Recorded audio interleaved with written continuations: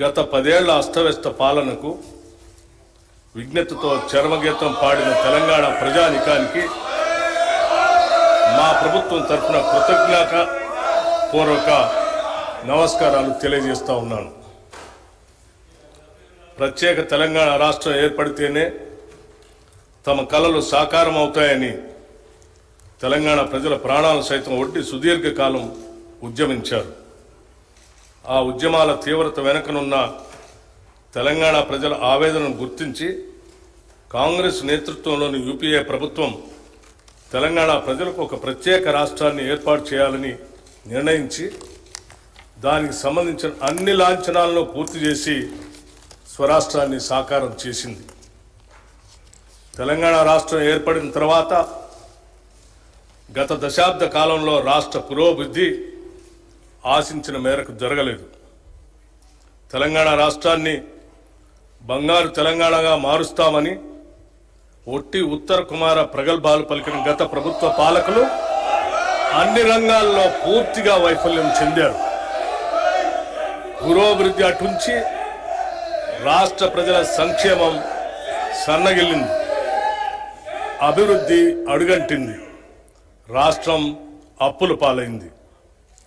చిలికి చిలికి గాలివాన అయినట్లు రాష్ట్ర ఆవిర్భావ సమయానికి ఉన్న 75,577 కోట్ల రూపాయల అప్పు గత ఏడాది డిసెంబర్ నాటికి వామనావతారంలా పెరిగి 6,71,757 కోట్ల రూపాయలకు చేరింది.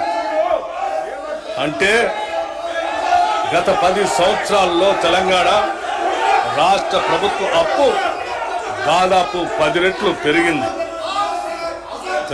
తదనుగుణంగా రాష్ట్ర అభివృద్ధి జరగలేదన్నది అక్షర సత్యం. ఉమ్మడి ఆంధ్రప్రదేశ్లో తెలంగాణ రాష్ట్రానికి రావాల్సిన నీళ్లు, నిధులు, నియామకాలు దక్కటం లేదన్న కారణంగా ఉద్యమించిన రాష్ట్ర ప్రజల ఆకాంక్షలు ఎంతవరకు నెరవేరాయి అన్న ప్రశ్నకు మనమంతా కలిసి సమాధానం చెప్పుకోవాల్సిన అవసరం ఉంది.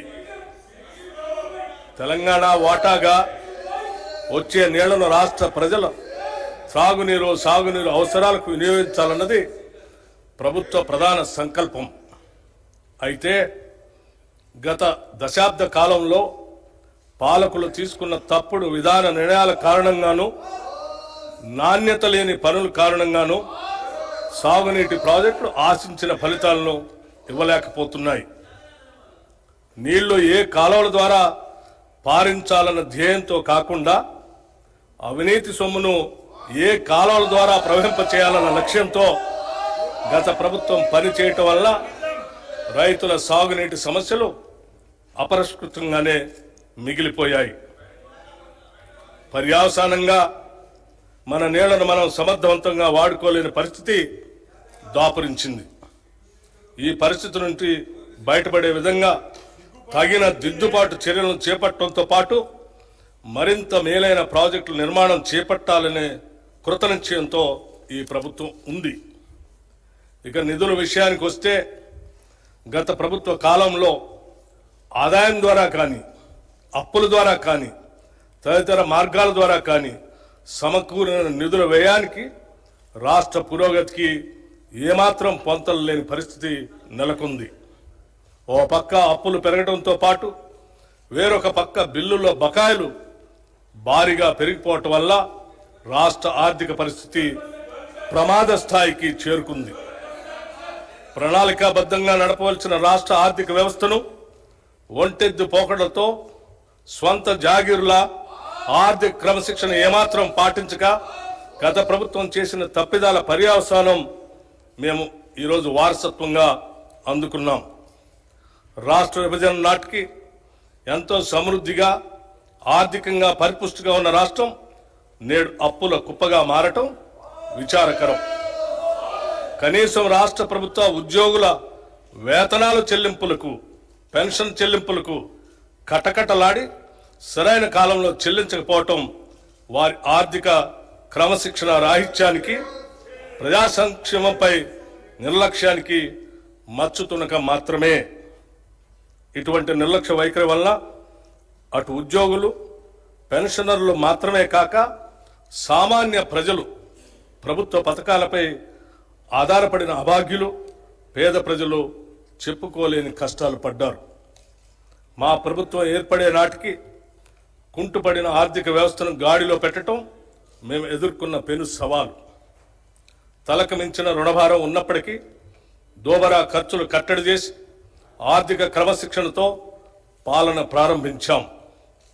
తద్వారా ఉద్యోగులకు, పెన్షన్దారులకు సకాలంలో జీతాలు చెల్లించడానికి వెసులుబాటు కలిగింది. ఈ సంవత్సరం మార్చి నెల నుండి 3.69 లక్షల ప్రభుత్వ ఉద్యోగులకు, 2.87 లక్షల పెన్షన్దారులకు క్రమం తప్పకుండా ప్రతి నెల మొదటి తారీఖున జీతాలు, పెన్షన్లు చెల్లించడానికి మా ప్రభుత్వం చర్యలు తీసుకుంది. డిసెంబర్ 2023లో మా ప్రభుత్వం రాష్ట్ర ఆర్థిక స్థితిపై శ్వేతపత్రం విడుదల చేసే నాటికి 6,71,757 కోట్ల రూపాయల అప్పులు ఉన్నట్లు తేలింది. గత ప్రభుత్వం చేసిన అప్పులైనా ప్రభుత్వ పరంగా బాధ్యతతో వాటి తీర్చేందుకు అన్ని చర్యలకు శ్రీకారం చుట్టాం. మా ప్రభుత్వం ఏర్పడిన తర్వాత 35,118 కోట్ల రూపాయలు రుణాలు తీసుకోగా, గత ప్రభుత్వం చేసిన రుణాలలో అసలు వడ్డీలతో